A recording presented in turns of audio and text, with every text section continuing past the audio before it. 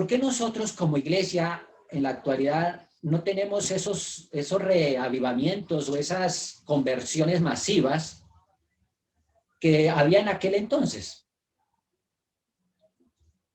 Dice la palabra de Dios que la gente se convertía y era fiel al mensaje. Andaba la gente en novedad de vida. La gente aborrecía lo que antes amaba y ahora amaba lo que antes aborrecía.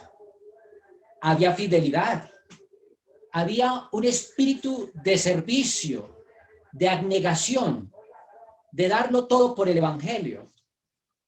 Es decir, este mensaje traía una conversión. Hermanos, a nosotros no nos gusta sufrir.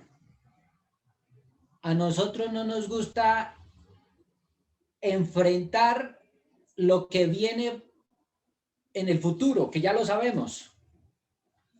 Dice la palabra de Dios que viene un tiempo de angustia cual nunca ha habido desde que hubo gente, ¿no? Pero no estamos preparados para enfrentar eso. Y estemos o no estemos preparados, ese día, ese tiempo de angustia se acerca. Ahora, en la bienaventuranza, allí en Mateo 5, la segunda bienaventuranza, voy a leerla.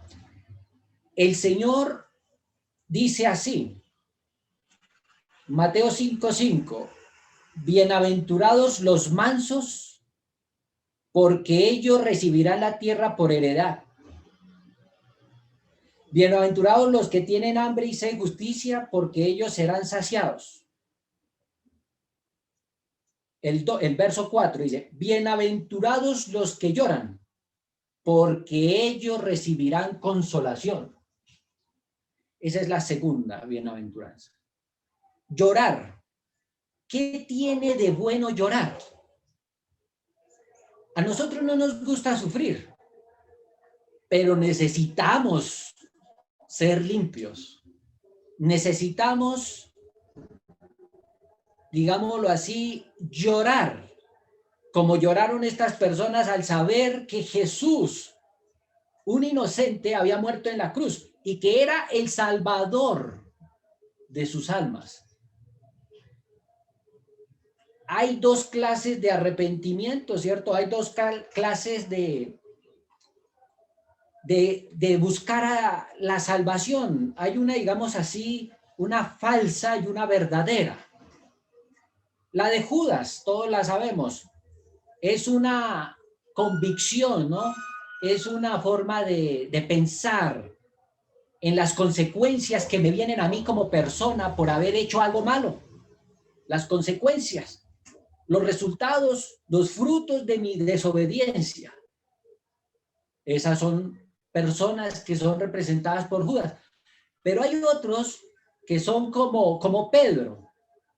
Pedro creyó en el evangelio, se arrepintió, es decir, le dolió lo que estaba haciendo, porque lo que estaba haciendo estaba ofendiendo a Dios, no a los hombres, sino a Dios. Es diferente. Por eso el apóstol Pablo, en Primera de Corintios, en el capítulo 7, él habla de dos clases de arrepentimiento. 7, versículo 9. Primera de Corintios 7, 9. Dice, ahora me alegro, no porque os entristecí, sino porque la tristeza os ha movido a arrepentimiento. Pues os entristecéis según Dios, para que ninguna pérdida padecieses por vuestra parte. Porque la tristeza piadosa produce un arrepentimiento saludable, que no trae pesar, pero la tristeza del mundo produce muerte. Mirad que ha sido producida esa tristeza piadosa. Y entonces dice, ¿qué solicitud produjo en vosotros? ¿Qué defensa? ¿Qué indignación? ¿Qué temor? ¿Qué ardiente afecto? ¿Qué celo? ¿Y qué vindicación? En todo os habéis mostrado inocentes en este asunto. Es decir, él está diciendo, ustedes se mostraron celosos, dice Pablo. Esa tristeza los llevó al arrepentimiento y ustedes sintieron el poder del Espíritu Santo, sintieron que tenían que ir a predicar, tenían que poner las cosas en orden. Eso fue el arrepentimiento de quién? Del pueblo que usted está leyendo en Hechos 2:38. Hoy en día, hermanos, nosotros no nos caracterizamos por esas cualidades, sino más bien nosotros somos más, digamos, más de hacer picnics, ¿no? De hacer convites, de compartir, de hacer planes que nos llevan más bien a estar más tranquilos, más confortables, a buscar la comodidad y no el sufrimiento. Aquí hay un pasaje del Espíritu de Profecía que dice así: estas almas producían frutos dignos de su arrepentimiento, creían y eran bautizados, andaban en vida nueva junto a Cristo Jesús, amaban lo que antes aborrecían y aborrecían lo que antes amaban. Los orgullosos y agresivos se volvían mansos y humildes de corazón. Los vanidosos y arrogantes se volvían serios y discretos. Los profanos se volvían piadosos, los borrachos sobrios y los corrompidos puros. Las vanas costumbres del mundo eran puestas a un lado. Los cristianos no buscaban la belleza exterior. Y nombra un texto que está allí en Primera de Pedro, que dice que no buscaban la belleza exterior, sino la belleza del corazón. Dice, sino la belleza que procede de lo íntimo del corazón y que consiste en un espíritu suave y apacible. Esta sí que tiene mucho valor delante de Dios. Es decir, ellos no se caracterizaban por la parte externa, por la parte formal, la parte que hay que hacer. No, ellos se caracterizaban era porque la belleza de su alma estaba en el carácter, en la forma de ser, en la sobriedad, en la forma en que trataban a los demás. ¿Sí? En esa aferrarse a glorificar el nombre de Dios. Pero mire lo que dice. Los reavivamientos producían profundo escudriñamiento y humildad en el corazón. Se caracterizaban por llamamientos solemnes y fervientes hechos a los pecadores por causa de una ferviente compasión hacia aquellos hacia quienes Cristo compró con su sangre. Es decir, verdaderamente había arrepentimiento, eran constreñidos por Dios. Ahora, ¿qué estamos nosotros o por qué nosotros estamos en esta condición? En primer lugar, el problema está en nosotros mismos. Cuando el dolor, cuando la angustia, cuando los problemas llegan a mi vida, yo ahí sí empiezo a clamar. Cuando llegan las dificultades y me salen lágrimas de mis ojos, entonces es cuando yo digo, ¿dónde está el Señor? Levanto mis ojos y entonces ahí sí lo veo. Ahí sí lo percibo. Es decir, el dolor lleva muchas veces al arrepentimiento. El tiempo de angustia que estamos viviendo, que tal vez, no sé, sea este o sea otro, pero este tiempo de angustia es la oportunidad de Dios para hacer que el virus, no del COVID-19, sino el virus que hay en el alma, los defectos sucios que tenemos nosotros, sean sacados de nuestras vidas. El dolor lo revela, el sufrimiento los exprime y los saca de nosotros. A eso me refiero. ¿Usted quiere ser salvo? Yo quiero ser salvo. ¿Cómo sacar algo que cuando nosotros nos amamos a nosotros mismos? Cuando el primer lugar no lo tiene Dios, sino lo tiene el hombre. Entonces, es cuando se hace necesaria una cosa que no la hace ningún hombre, ningún sermón, ningún pastor, ni ninguna iglesia. El único que puede hacer que una persona pueda llegar a la salvación y aferrarse y vivir una vida como la que dice la palabra es el Espíritu Santo. El Espíritu Santo es el único agente que convence al hombre de pecado, de justicia y de un juicio venidero. Él es el que presenta eso en la mente de las personas. Él es el que produce el verdadero arrepentimiento. En otras palabras, la verdadera conversión que necesitamos para nosotros estar en el reino de los cielos. Sin eso, nosotros no podemos ir al cielo. Tal vez tenemos la forma de la religión, tal vez ya practicamos algunas verdades, pero en el fondo hay egoísmo. En el fondo, cuando llega el dolor, cuando llegan los problemas que me aquejan, entonces yo empiezo a llorar. ¿O no les ha pasado? No llegan los problemas y empezamos a quejarnos. Es lo único que hacemos, que no, no te quejes, pero nos quejamos. Eso demuestra que no, que el dolor y la angustia que llegó a tu vida no es según Dios, sino según el hombre, según nosotros. Porque el que está en Cristo, nueva criatura es. Entonces, cuando vengan los problemas, yo voy a actuar como actuó Pablo, por ejemplo. Yo voy a actuar como actuó Daniel. Yo voy a actuar no como digamos, Jeremías.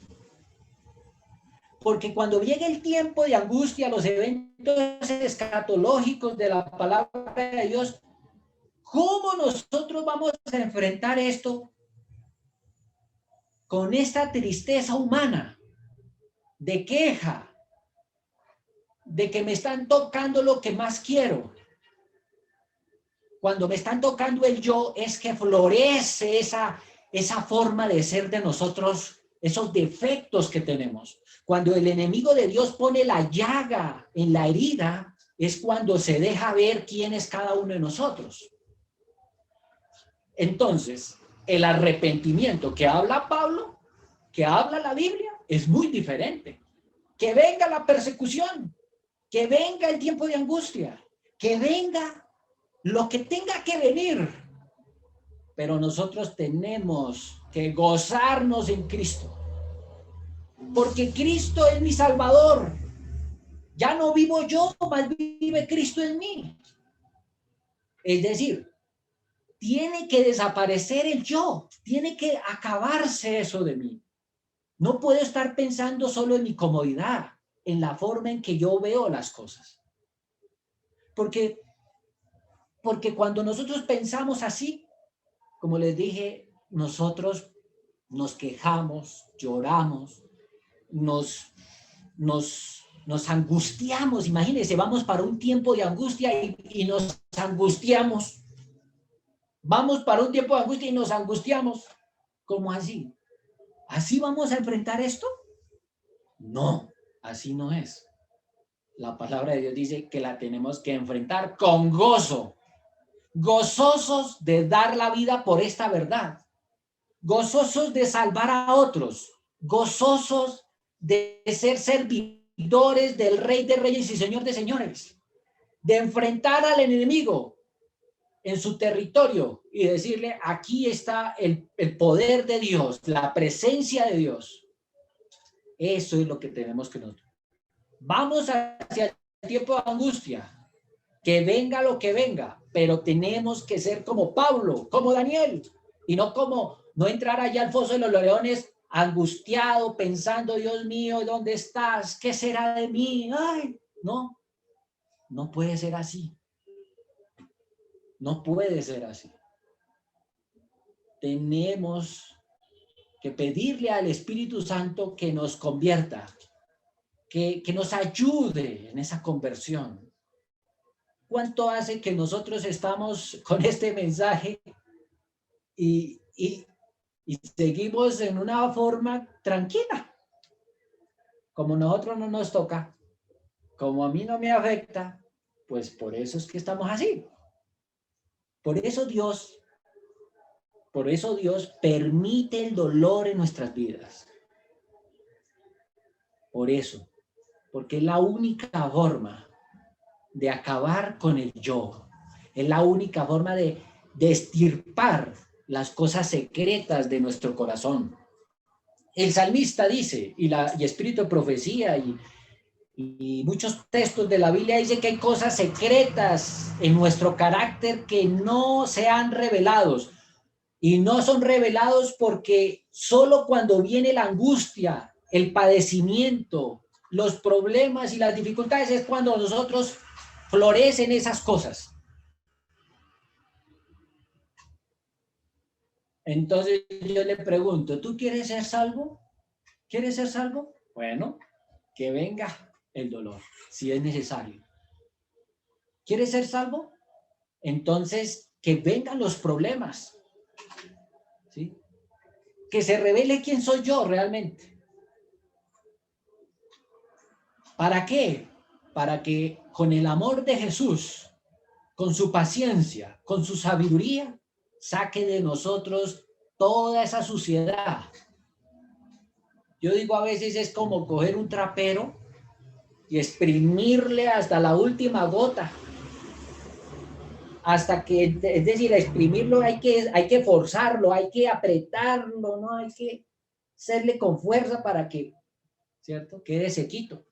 Bueno, así el Señor, creo, dice la palabra, debe hacer en nosotros.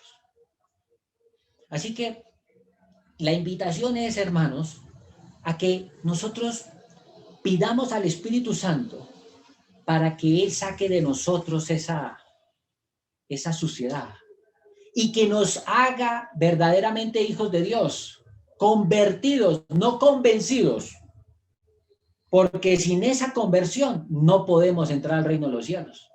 Así lo dice, se lo dijo Jesús a Nicodemo, ¿no? Nicodemo se sabía la palabra de Dios al derecho y al revés.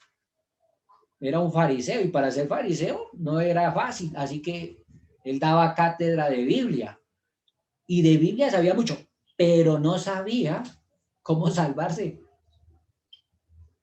No tenía la verdadera conversión, ¿no? Y usted ya sabe, ¿no? Llegó allí y le dijo, Jesús, maestro, ¿no? Sabemos que porque nadie puede hacer las cosas que tú haces si Dios no estuviera con él. Lo está exaltando, ¿no? Entonces Jesús lo mira y le dice, no, hijo, lo que tú necesitas es nacer de nuevo. Nosotros nacemos de nuevo todos los días. Todos los días tenemos una oportunidad para ir regenerándonos, para ir santificándonos. Todos los días Dios nos da la oportunidad de pedirle a Él que nos convenza de justicia, de pecado y de juicio. Y que esa muerte de Jesús en la cruz sea real para mí. Solo el Espíritu Santo lo puede hacer. Una cosa más. Nosotros a veces revivimos el pasado. A veces Dios quiere que avancemos y nosotros vivimos pensando en el pasado.